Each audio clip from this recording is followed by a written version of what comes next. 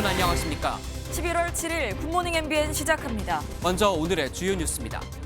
이태원 참사 당시 소방청이 최초로 접수한 119 신고 직전에도 숨이 막힌다는 내용의 신고가 들어왔던 것으로 드러났습니다. 사고 현장 인근에 형사 50여 명이 마약 단속을 벌이고 있었지만 사고 발생 30분이 지나서야 현장에 투입된 것으로 확인됐습니다. 여야가 오늘 행정안전위원회 전체 회의에 오세훈 서울시장과 김광호 서울경찰청장, 박희영 용산구청장을 불러 이태원 참사 관련 현안 질의를 진행합니다. 경찰 특별수사본부는 참사 관련자들에게 업무상 과실치사 혐의를 적용할지 검토에 나선 가운데 총경급을 포함해 인력을 추가로 투입했습니다. 윤석열 대통령은 오늘 이태원 참사로 드러난 우리 사회의 안전 저해 요소를 점검하고 사고 방지를 위한 국가안전시스템 점검회의를 직접 주재합니다. 정부는 오는 10일부터 한 달간 다중이용시설에 대한 관계기관 긴급 안전점검에 나섭니다. 어제 오후 용산역에서 출발한 무궁화호 열차가 영등포역 인근에서 탈선해 승객 30여 명이 부상을 입었습니다. 코레일은 복구에 상당한 시간이 걸릴 것이라며 복구 전까지 용산역과 영등포역에 KTX와 무궁화호 등 열차가 정차하지 않는다고 밝혔습니다. 경찰이 봉화 광산 사고와 관련해 오늘 합동 감식을 벌여 지하 갱돈의 안전성과 광산 폐기물 불법 매립 의혹 등을 집중 조사할 예정입니다. 221시간 만에 기적적으로 살아 돌아온 광부 2명은 스스로 걸을 수 있을 정도로 빠르게 건강을 회복하고 있는 것으로 알려졌습니다. 겨울이 시작된다는 절기상 입동인 오늘은 낮과 밤의 일교차가 15도 안팎까지 크게 벌어지겠습니다. 늦은 오후부터 내일 새벽 사이에는 강원 영동을 제외한 중부지방에 약한 빗방울이 떨어질 전망입니다. 월요일 아침 굿모닝 MBN입니다. 이태원 참사 당시 첫 119 신고는 밤 10시 15분이었습니다. 그런데 이 신고 3분 전에도 이태원에서 숨이 막힌다는 긴박한 신고가 있던 사실이 드러났습니다. 하지만 이 신고는 잘 들리지 않는다는 이유로 그냥 종결 처리됐습니다. 저 소식 선한빛 기자입니다. 소방청이 밝혀온 이태원 참사 당일 첫 119 신고가 들어온 시각은 밤 10시 15분이었습니다. 그런데 이보다 3분 더 이른 10시 12분에 이태원 일동에서 숨이 막힌다는 신고 전화가 걸려왔습니다. 신고자는 심한 주변 소음 속에서 이태원, 숨이 막혀가지고 라고 말했습니다. 잘 안 들렸는지 접수자가 여보세요라고 여러 차례 대화를 시도했지만 신고자는 떨어뜨렸어, 여보세요라고 답합니다. 접수자가 다시 전화가 잘 안 들린다고 하자 신고자는 네라고 말한 뒤 전화를 끊었고 당국은 후속 조치 없이 끊김으로 종결 처리했습니다. 소방당국은 해당 신고 전화를 받은 접수자가 당시 상황상 위험하다고 인지하긴 어려웠을 거라고 해명했습니다. 신고 접수자가 인지할 수 있는 그런 상황은 아닌 거라고 이제 판단하는데 그 자세한 부분은 수사 과정에서 밝혀질 걸로. 소방당국은 10시 12분에 걸려온 신고가 행정안전부에 전달됐는지에 대해선 모든 신고가 다 행안부에 통보되진 않는다고 설명했습니다. MBN 뉴스 선한빛입니다. 이런 상황에서 여야는 오늘 국회 행정안전위원회 전체 회의에 오세훈 서울시장과 김광호 서울경찰청장, 박희영 용산구청장을 불러 현안 질의를 실시합니다. 최종 책임자가 윤석열 대통령이라며 국정조사를 요구하는 야당과 경찰 수사가 우선이라는 여당이 맞설 것으로 보입니다. 김지영 기자입니다. 오늘 열리는 행안위 전체 회의에는 오세훈 서울시장과 김광호 서울경찰청장, 박희영 용산구청장이 출석합니다. 이상민 행안부 장관과 윤희근 경찰청장 등 이번 참사와 관련된 직간접 책임자들이 국회에 나오게 된 겁니다. 수사 대상이라며 출석을 거부한 이임재 전 용산경찰서장, 류미진 서울경찰청 상황관리관, 송병주 용산경찰서 112 상황실장에 대해선 여야가 이르면 오는 16일 증인으로 부르겠다고 합의했습니다. 행정안전위원회 여야 간사는 이들 3명이 회의에 출석하지 않는 경우 국회법 제129조에 따른 정인 채택을 하기로 하였다. 성역 없는 규명에는 한뜻을 모았지만 야당은 이번 참사 최종 책임자를 윤 대통령으로 보고 국정조사를 요구했고 이 진상에 대해서 명확하게 규명을 해야만이 대책이 나올 수 있습니다. 저는 이걸 반드시 국회에서 풀어야 될 문제고 이것이 국정조사요. 나중에는 필요하다면 특검까지 가서 이 본질적인 대책을 여당은 수사 중인 사건에 대해선 법률상 국정조사를 할 수 없다며 경찰 수사가 먼저라고 반발했습니다.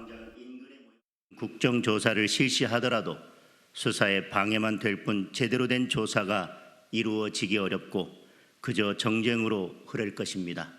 검수완박법이 잘못되었다는 것만 거듭 드러내는 것입니다. 오는 10일 예정된 본회의 전 야당이 국정조사 요구서를 제출하겠다고 밝힌 만큼 이번 한 주가 여야 공방의 최대 분수령이 될 것으로 보입니다. MBN 뉴스 김지영입니다.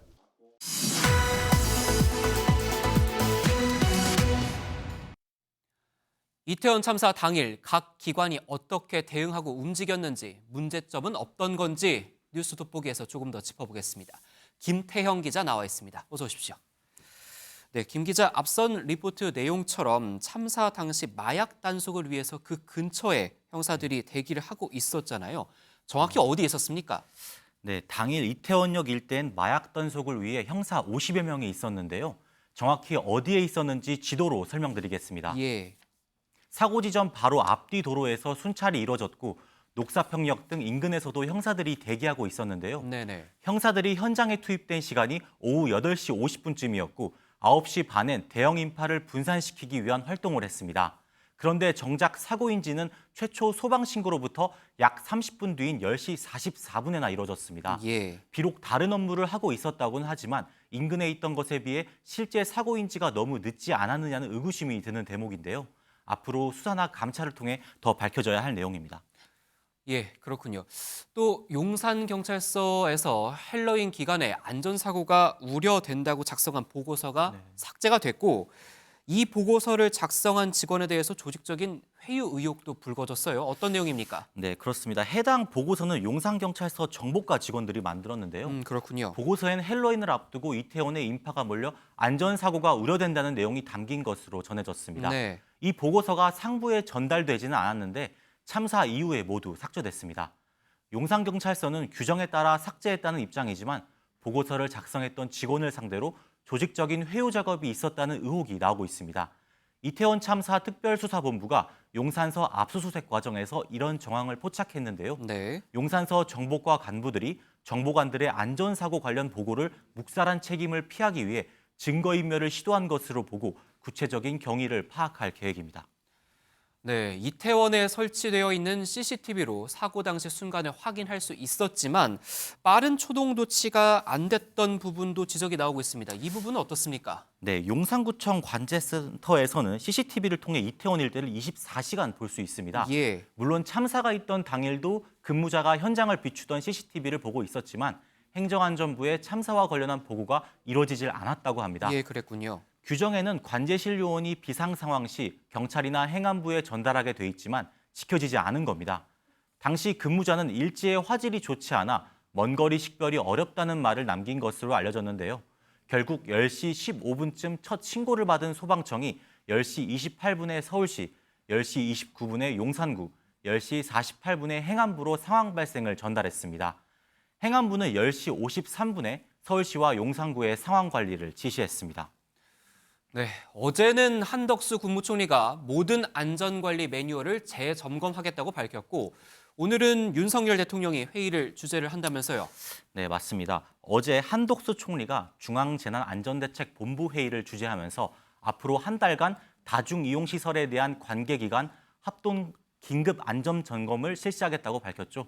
오늘은 윤석열 대통령 주재로 우리 사회의 안전 저해 요소를 점검하고 사고를 방지하기 위한 국가안전시스템 점검회의가 진행됩니다. 일선 지방자치단체 공무원과 민간 전문가까지 참여해 지금의 재난안전관리 체계를 진단하고 제도 개선책을 논의할 예정입니다. 윤 대통령은 명동성당 추모미사에 참석하며 사흘째 종교계를 찾기도 했는데요. 네. 비공개 참모회의에서 책임은 본인에게 있다면서도 이상민 행안부 장관 등에 대한 문책 요구에 대해선 말을 아꼈습니다. 국가 애도 기간은 끝났지만 추모는 계속되고 있죠. 네. 그만큼 참사 원인 규명에 대한 여론을 의식한 건지 특수본의 규모도 커지고 있다면서요. 네, 맞습니다. 애도 기간이 끝나 대부분 분향소가 철거됐고 이제는 추모 공간으로 바뀌고 있습니다. 녹사평역 분향소는 일주일가량 문을 더 열어둘 예정인데요. 서울 시내에서만 11만 7천여 명의 조문객들이 분향소를 찾았다고 합니다. 네. 그만큼 사고 책임 규명에 대한 목소리가 커지고 있는 건데요. 경찰 특수부는 총경급을 포함해 13명의 인원을 보강해 514명으로 몸집을 불려 수사에 속도를 내고 있습니다. 곧 사고 책임자로 거론되는 이임재 전 용산서장 등이 소환될 것으로 보이는데요. 서울경찰청과 용산경찰서 등을 압수수색할 때 영장에 적시된 혐의가 업무상 과실치사였던 만큼 이들에게 적용될 혐의도 같을 것으로 보입니다. 네, 참사에 대한 냉정한 분석도 필요한 시점 같습니다. 뉴스 돋보기 여기까지 듣겠습니다. 김태형 기자였습니다.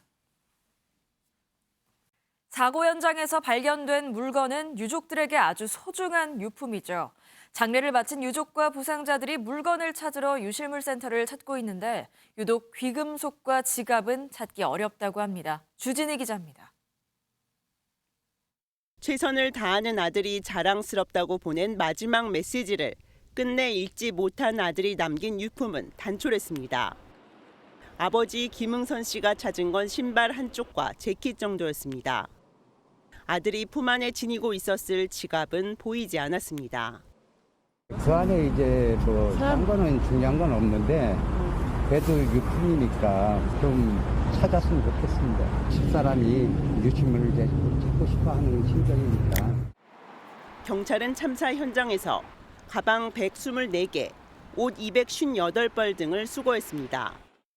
유실물의 무게는 1.5톤이나 되지만 지갑이나 팔찌, 목걸이 같은 귀금속은 거의 없는 것으로 전해집니다. 사고 목격자 가운데는 지갑이나 귀금속이 없는 이유에 대해 일부 시민들의 빗나간 행동을 지적하는 사람들도 있습니다. 제가 그때 심폐소생술하고 있었거든요. 시민들이 가져가는 거 봤어요. 지금 유족 지금 울고 있는 거 많이 알았는데. 어제 오후 4시 기준으로 184명에게 유류품 315점을 반환하고 725점을 보관하고 있는 것으로 확인됐습니다. 경찰은 현장 근처에서 우연히 물건을 주었다면 용산경찰서로 반환해 줄 것을 당부했습니다. MBN 뉴스 주진희입니다. 절기상 입동인 오늘 일교차 큰 날씨가 이어지겠습니다. 오후부터는 중부지방에 비가 조금 내리겠는데요. 자세한 날씨는 기상센터 연결해 알아보겠습니다. 김다영 캐스터 전해주시죠. 네, 절기 입동인 오늘 큰 추위 없이 평년 수준의 날씨를 보이겠습니다. 현재 서울의 기온 6.2도로 어제보다 3도가량 높게 출발하고 있고요. 낮에는 16도까지 오르면서 온화하겠습니다.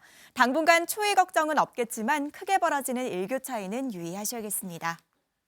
오늘 영동을 제외한 중부지방은 오후부터 비 소식이 들어있습니다. 낮에 수도권부터 빗방울이 떨어지기 시작하겠고요. 늦은 오후부터 내일 새벽까지 5mm 미만의 비가 조금 내리겠습니다. 한편 비 소식 없는 영동과 영남 해안, 전남 동부에는 건조특보가 이어지고 있습니다. 계속해서 화재 예방에 유의하셔야겠습니다. 이 시각 현재 기온 보겠습니다. 대전 2.9도, 부산은 10.1도로 출발하고 있고요.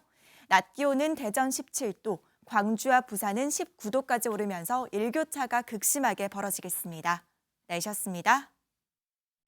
직원 사망 사고가 발생한 지 하루밖에 지나지 않았는데 한국철도공사가 이번엔 열차 탈선 사고로 논란입니다. 어제 저녁 영등포역에 들어서던 무궁화호 열차가 선로를 이탈했는데 승객 30여 명이 다쳤습니다. 복구에 상당 시간이 걸릴 것으로 보이는 데다 복구 전까지는 용산역과 영등포역의 열차가 정차하지 않을 거라고 밝힌 만큼 이용하실 분들은 운행 정보를 미리 확인하셔야겠습니다. 이혁재 기자가 취재했습니다. 열차 안에 불이 꺼져 앞을 보기 어려울 정도로 깜깜합니다. 어르신 계시면 모시고 나와달래요. 어젯밤 9시쯤 용산역을 출발해 익산역을 향하던 무궁화호 열차가 영등포역으로 들어서다 선로를 이탈했습니다. 열차에는 승객과 승무원 등 270여 명이 타고 있었고 30여 명이 다쳤습니다. 열차에서 내린 승객들은 선로를 따라 사고 지점과 가까운 영등포역으로 이동했습니다. 이 사고로 지하철 1호선이 양방향 운행이 모두 중단됐다가 50여 분 만에 재개됐습니다. 신길역 쪽에 딱 도착하는데 지하철이 움직이지 않는 겁니다. 경보음이 울리면서 뭔가 탈선 사고가 났으니까. 문제는 열차 운행입니다. 코레일은 복구에 상당 시간이 걸려 복구가 완료될 때까지 용산역과 영등포역은 KTX와 일반 열차가 정차하지 않을 예정이라고 밝혔습니다. KTX 등 일부 열차에 대해 운행을 중지하거나 출발역이 서울역 등으로 변경돼 승객들은 홈페이지 등을 통해 운행 정보를 파악해야 합니다. 코레일은 최근 이딴 사고에 비상대책회의까지 열었지만 회의 이틀 뒤 오봉역에서 시멘트 수송용 화물 열차에 연결과 분리 작업을 하던 코레일 직원이 숨졌고 하루 만에 탈선 사고까지 잇따라 사고가 발생한 것입니다. 오봉역 사망 사고는 중대재해처벌법이 시행된 이후 코레일에서만 4번째 사망으로 이틀 연속 사고에 해외 출장 중인 원희룡 장관은 하나에서 10까지 모든 것을 바꿔야 한다며 강도 높은 개선을 예고했습니다. MBN 뉴스 이혁재입니다. 주말에 모처럼 반가운 소식도 있었죠. 경북 봉화광산에 고립됐던 광부 2명이 무려 221시간 만에 기적적으로 살아 돌아왔습니다. 이제 사고가 왜 났던 건지 하나하나 따져봐야겠죠. 경찰은 오늘 현장 합동감식을 벌이고 본격적인 수사에 나섭니다. 박상호 기자입니다. 경북 봉화군 아연채굴 광산에서 토사가 쏟아져 작업자 2명이 고립된 건 지난달 26일 저녁 6시쯤입니다. 그런데 광산업체는 다음 날 오전 8시 34분에서야 119에 신고했습니다. 14시간 반이 지난 뒤였는데 왜 신고가 늦었는지 의문이 남습니다. 저희가 나름대로 밤도록 구조하려고 노력을 했습니다만은 그것이 원활치 않아서 그 다음 날 제가 신고하게 됐는데. 경찰은 갱도를 막아버린 펄 형태의 토사가 어디서 나온 건지도 수사하고 있습니다. 가족들은 무너져 내린 토사가 업체 측이 매립한 광물 찌꺼기 같다는 의혹을 제기했었는데 업체 측은 이를 부인하고 있습니다. 작년 12월 달에 어떤 내부 고발자에 의해서 불법 폐기물이 매립됐다 이런 기사가 있길래 저희는 이제 너무 당황스럽고 황당하고 해서 이제 그 부분을 좀 따졌는데 사고가 난 갱도는 지난 8월에도 광석 더미가 무너져 광부 2명이 매몰돼 1명이 숨지고 1명이 다쳤습니다. 지난해 12월에는 사고 지점 인근 폐갱도에 침하와 붕괴 사고 우려가 있다는 안전명령 조치를 받기도 했습니다. 경찰은 오늘 오후 1시 산자부와 함께 현장 합동 감식을 벌이고 수사를 본격화할 예정입니다. MBN 뉴스 박상호입니다. 어제 서해안 고속도로에서 달리던 승용차에 불이 났습니다. 자칫 큰 불로 번질 뻔했는데 다친 사람 없이 10분 만에 진화됐습니다. 마침 현장을 지나던 현직 소방관 덕분이었습니다. 이재호 기자입니다. 고속도로 갓길에 검은 승용차 한 대가 맹렬히 타들어갑니다. 잠시 뒤 하얀 차량 한 대가 불이 난 승용차 뒤에 멈춰 섭니다. 곧바로 차에 내린 운전자가 트렁크에서 소화기를 꺼내 진화를 시작합니다. 때마침 지나가던 현직 소방관이 화재를 발견해 진화에 나선 건데 곧바로 소방차도 출동하면서 불은 10분 만에 큰 피해 없이 꺼졌습니다. 지나가는 소방서 직원이었었고요. 그냥 지나가기 뭐해서 소방차 오자마자 좀 도움을 주셨더라고요. 그제 저녁 9시 35분쯤 강원도 원주시 불온면의 한 캠핑장에서는 20, 30대 남녀 3명이 쓰러진 채 발견됐습니다.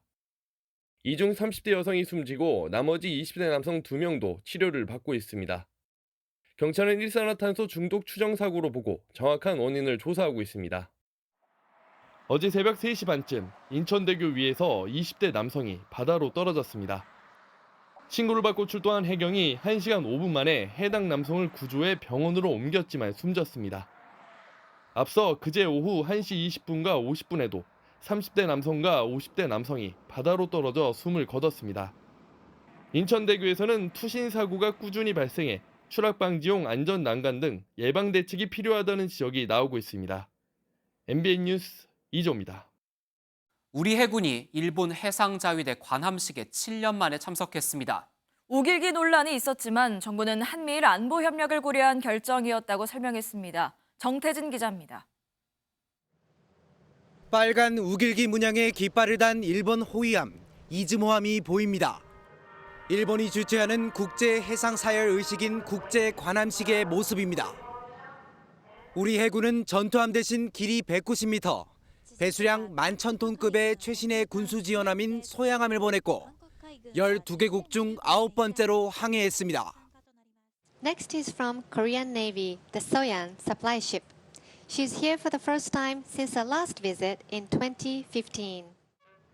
기시다 일본 총리가 탑승한 이즈모함을 향해 거수 경례하는 모습도 포착됐습니다. 우리 군은 국제 관함식에서 주최국 국가 수반이 승선한 함정에 대해 경례를 하는 것은 함상 예절이며 국제 관례라고 설명했습니다. 이번 관함식 참석에 대해선 북한의 7차 핵실험 강행 가능성이 큰 상황에서 한미일 협력 강화를 위해 참석을 결정했다는 입장입니다. 어쩔 수 없는 이런 역사적인 문제가 걸려 들어갑니다. 정부 차원에서는 나름 고민이 있었고 그렇지만 북한 위협이 워낙 강화가 되니까 이 협력의 필요성이 좀 더 강조가 돼서 참석을 결정했다라고 판단합니다. 이와 관련해 민주당은 윤석열 정부가 해군이 일본 우길기에 경례하게 만들었다며 비난에 나서는 등 정치적 공방도 거세질 것으로 예상됩니다. MBN 뉴스 정태진입니다. 북한의 핵과 미사일 등 다양한 위협에 대비하기 위한 지휘소 훈련인 태극 연습이 오늘부터 나흘간 진행됩니다. 병력과 장비를 기동시키지 않고 컴퓨터 시뮬레이션 등 워게임으로 이루어지는 태극 연습은 연례적으로 시행하는 방어적 성격으로 4년 만에 우리군 단독 연습으로 부활했습니다. 한편 우리군은 지난 8월 이후 매달 대규모 훈련을 실시하고 있는데 그때마다 북한은 도발로 맞서고 있어 군은 대비태세를 강화한 가운데 훈련을 진행시킬 방침입니다. 국회가 오늘부터 639조 원 규모의 내년도 예산안 심사에 돌입합니다.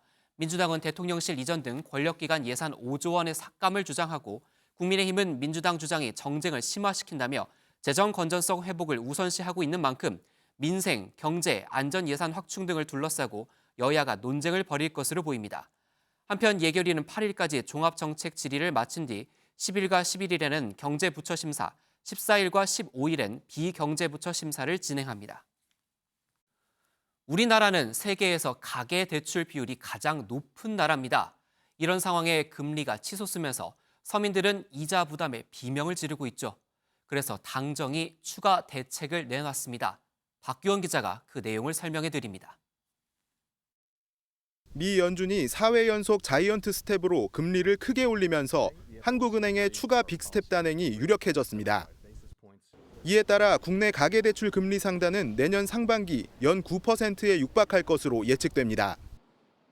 급격한 금리 인상에 한 자영업자는 대출이자 부담이 2배나 늘었다고 호소합니다. 변동금리잖아요. 담보대출로 해서 받아서 가계 자금을 쓰는데 이자가 100만 원 되던 것이 이제 200만 원 내야 돼. 특히 우리나라 가계부채 비율은 전 세계 1위로 금리 인상 여파가 만만치 않아 당정이 선제 대응에 나서기로 했습니다.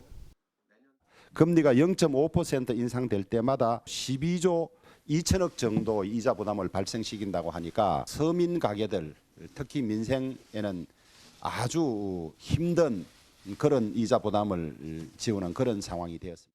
우선 소비자가 낮은 금리의 대출을 손쉽게 이용할 수 있는 온라인 원스톱 대환대출 인프라를 구축할 예정입니다. 더 낮은 금리의 대출로 손쉽게 이동할 수 있도록 금융권, 핀테크 업계 등과 함께 TF를 통해서 구체적인 시스템 운영 방안을 마련하겠습니다. 공급액의 15%도 채우지 못했던 안심전환대출을 포함한 대환대출도 활성화할 방침입니다. 오늘부터 시행되는 2차 안심전환대출은 주택가격 요건이 6억 원으로 늘어나는데 내년에는 9억 원으로 확대하는 방안도 검토 중입니다. 정부는 또 정책 서민금융을 12조 원 수준으로 확대하고 긴급 생활자금 소액대출 제도도 추진하겠다고 밝혔습니다.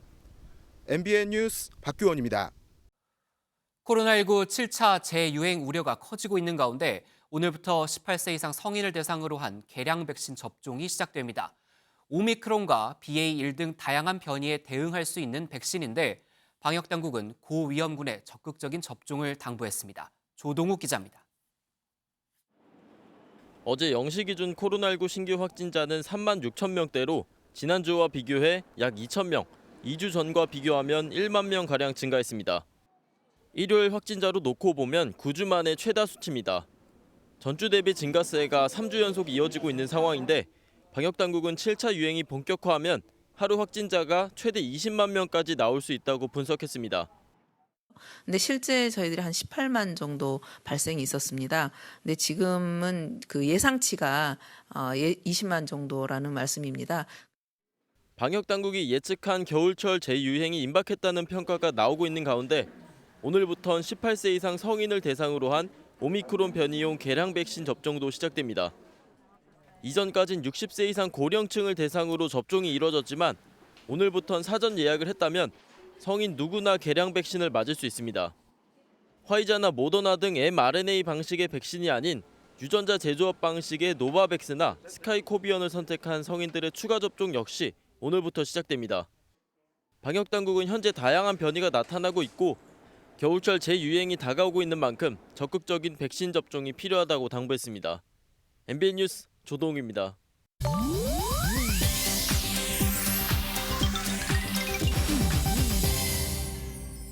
인터넷에선 어떤 소식들이 화제일까요? 인터넷 와글와글입니다. 앞서 봉화 광산에 고립됐다 극적으로 구조된 광부 2명이 건강을 회복하고 있다는 소식 전해드렸는데요.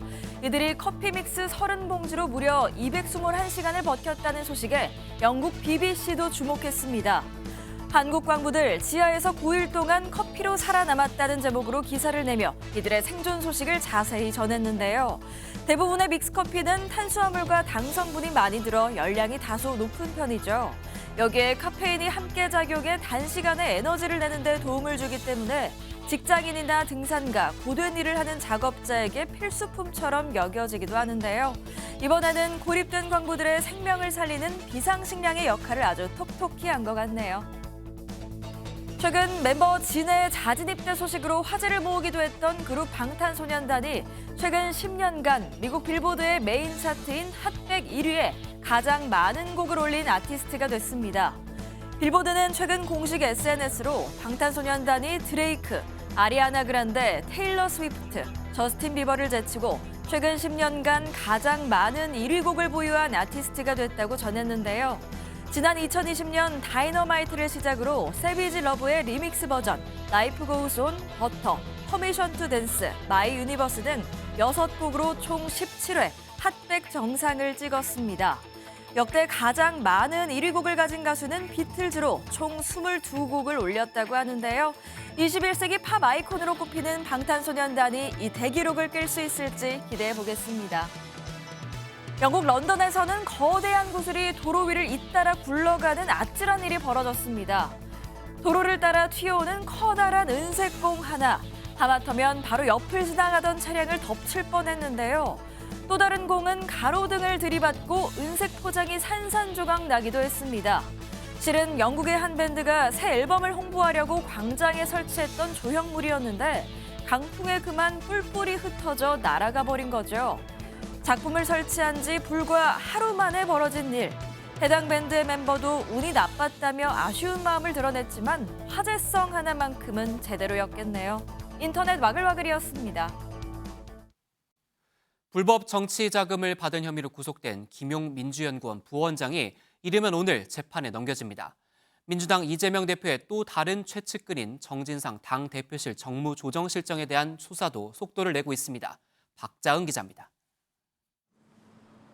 검찰은 이르면 오늘 김용 민주연구원 부원장에 대해 정치자금법 위반 혐의를 적용해 기소할 예정입니다. 김 부원장은 유동규 전 성남도시개발공사 기획본부장, 정민용 변호사와 공모해 지난해 4월부터 남욱 변호사에게 4차례에 걸쳐 8억 4천여만 원을 받은 혐의를 받습니다. 검찰은 김 부원장이 지난해 2월 유 전 본부장에게 이재명 대표의 대선 자금 용도로 약 20억 원을 요구했고 남 변호사가 돈을 마련해 전달했다고 보고 있습니다.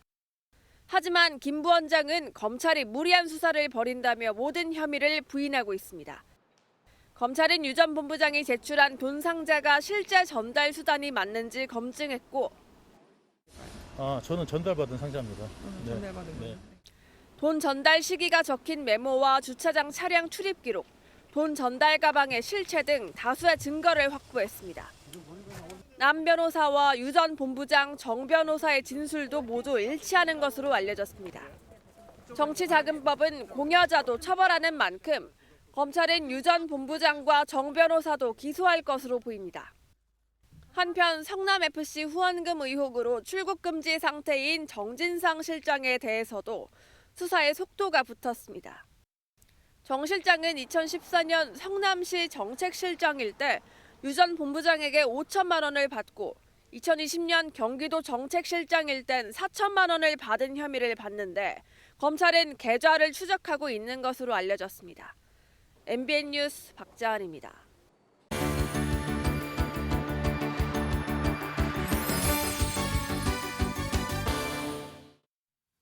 굿모닝 월드입니다.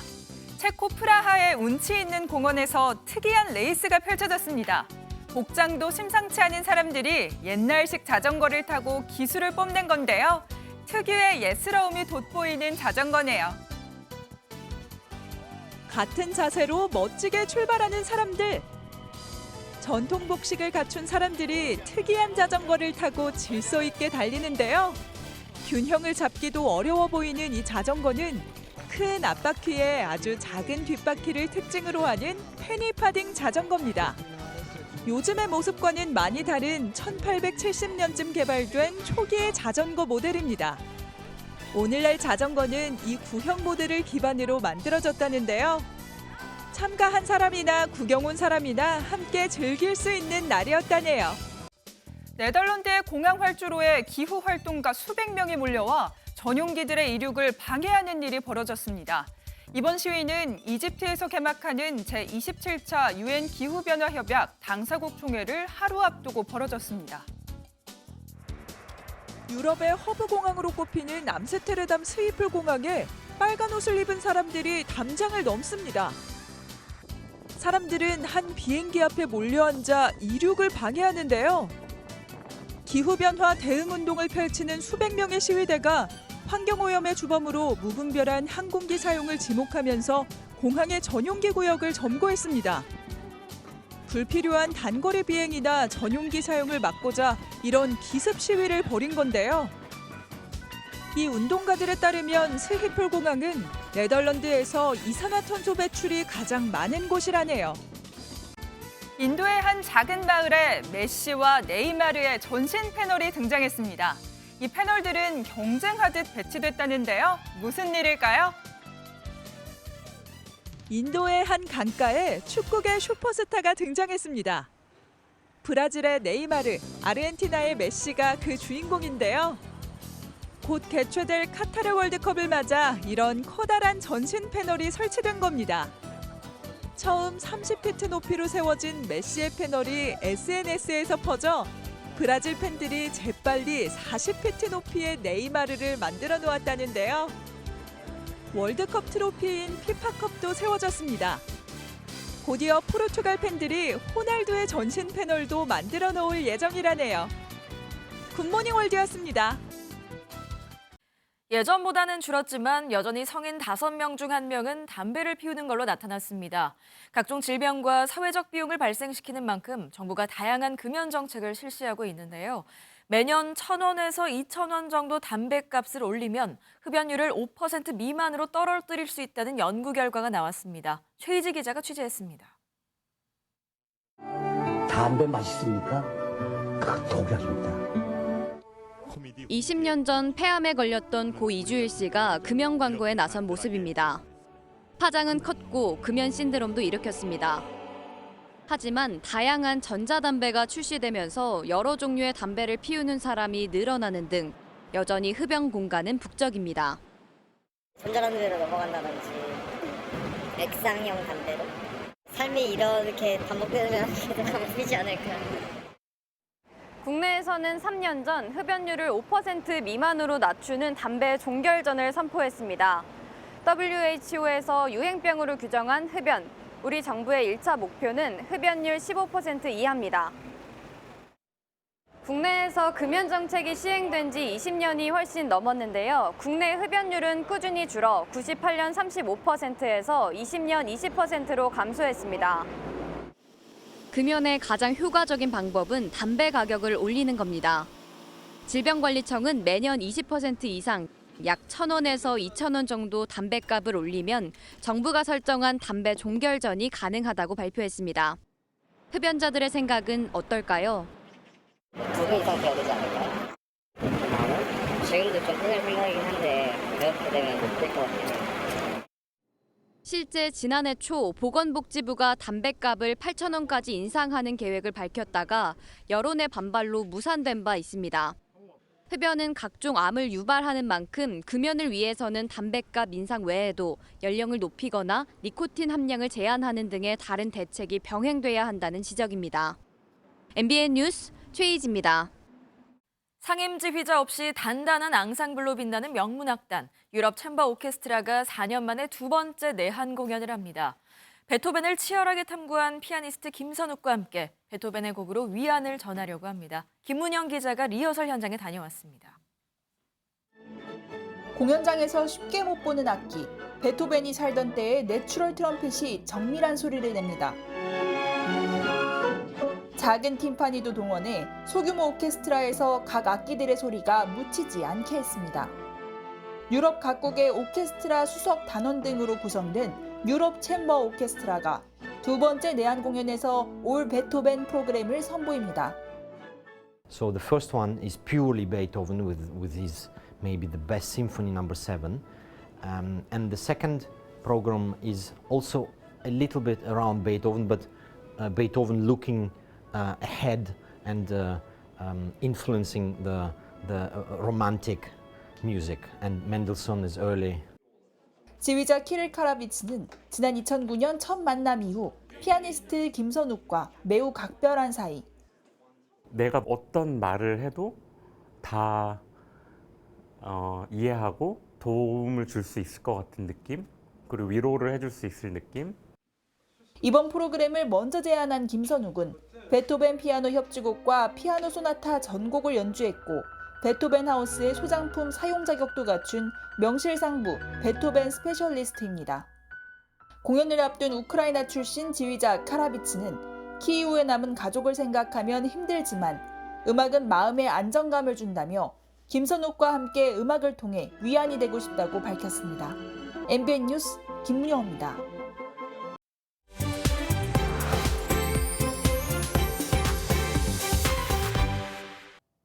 김주아 AI 앵커와 함께하는 쉬운 우리말로 순서입니다. 생활 속에서 흔히 쓰는 외래어를 우리말로 바꿔보는 시간인데요. 먼저 김주아 AI 앵커의 뉴스부터 보시죠. 연일 계속되는 금리 인상의 갭 투자를 시도한 투자자들과 무리하게 집을 산 하우스포의 매물이 쏟아져 나오고 있습니다. 부동산 뉴스를 보다 보면 자주 등장하는 단어죠. 갭 투자는 전세를 끼고 주택을 매입해 시세 차익을 노리는 투자 방식을 가리키는데 여기서 갭은 매매 가격과 전세금 간의 차이를 의미합니다. 하우스푸어는 집을 보유하고는 있지만 무리한 대출로 인한 이자 부담 때문에 빈곤하게 사는 사람들을 가리키는 말인데요. 외래어여서 처음 들으면 뜻이 확 와닿진 않습니다. 이왕이면 쉬운 우리말로 바꾸는 게 좋을 것 같은데요. 그럼 어떤 말로 대체하는 게 좋을까요? 갭 투자는 시세 차익 투자로, 하우스푸어는 내 집 빈곤층이라는 말로 순화할 수 있습니다. 김주아 AI 앵커의 목소리로 뉴스를 다시 한번 들어볼까요? 네, 아름다운 우리말을 써서 다시 읽어보겠습니다. 연일 계속되는 금리 인상에 시세 차익 투자를 시도한 투자자들과 무리하게 집을 산 내 집 빈곤층의 매물이 쏟아져 나오고 있습니다. 어떤가요? 네, 직관적으로 뜻을 알 수 있는 말로 바뀐 것 같은데요. 앞으로 갭 투자는 시세 차익 투자로, 하우스푸어는 내 집 빈곤층으로 표현하는 건 어떨까요? 지금까지 쉬운 우리말로였습니다. 절기 입동인 오늘 큰 추위 없이 평년 수준의 날씨를 보이겠습니다. 현재 서울의 기온 6.3도로 어제보다 3도가량 높게 출발하고 있고요. 한낮에는 16도까지 오르면서 온화하겠습니다. 당분간 추위 걱정은 없겠지만 큰 일교 차이는 유의하셔야겠습니다. 오늘 중부지방은 오후부터 비 소식이 들어있습니다. 낮에 수도권부터 빗방울이 떨어지기 시작하겠고요. 늦은 오후부터 내일 새벽까지 영동을 제외한 중부지방에 5mm 미만의 비가 조금 내리겠습니다. 또 호남 지역에도 내일 새벽 한때 빗방울이 떨어지겠습니다. 한편 비 소식 없는 영동과 영남 해안, 전남 동부에는 건조특보가 이어지고 있습니다. 계속해서 화재 예방에 유의하셔야겠습니다. 오늘 중부지방은 오후부터 하늘빛이 흐려지겠고요. 수도권과 충남 지역은 밤한때 공기가 탁하겠습니다. 남부지방 하늘은 대체로 맑겠고 대기질은 깨끗하겠습니다. 이 시각 현재 기온 보겠습니다. 대전 2.5도, 광주는 5.5도로 출발하고 있고요. 낮 기온은 대전 17도, 광주와 부산은 19도까지 오르면서 일교차가 극심하게 벌어지겠습니다. 기온은 갈수록 오름세를 보이겠고요. 주말에는 전국에 비가 내리겠습니다. 완연한 늦가을을 만끽하기 좋은 요즘이지만 동시에 우울감이나 무기력증을 느끼기도 쉬운 계절입니다. 가을에는 일조량이 줄어들어 호르몬의 변화가 생겨서인데요. 이럴 때는 하루에 30분 정도 햇볕을 쬐면 좋습니다. 햇볕을 충분히 쬐면 세로토닌 분비를 촉진시켜서 우울감을 해소시켜주고요. 또 우리 몸에 꼭 필요한 영양소인 비타민 D는 햇볕을 통해 생성되는데요. 뼈를 튼튼하게 해주고 관절염과 골다공증에도 도움된다고 합니다. 지금까지 날씨와 생활정보였습니다. 월요일 아침 뉴스 마칩니다. 저희는 내일 아침 7시에 다시 찾아뵙겠습니다. 고맙습니다.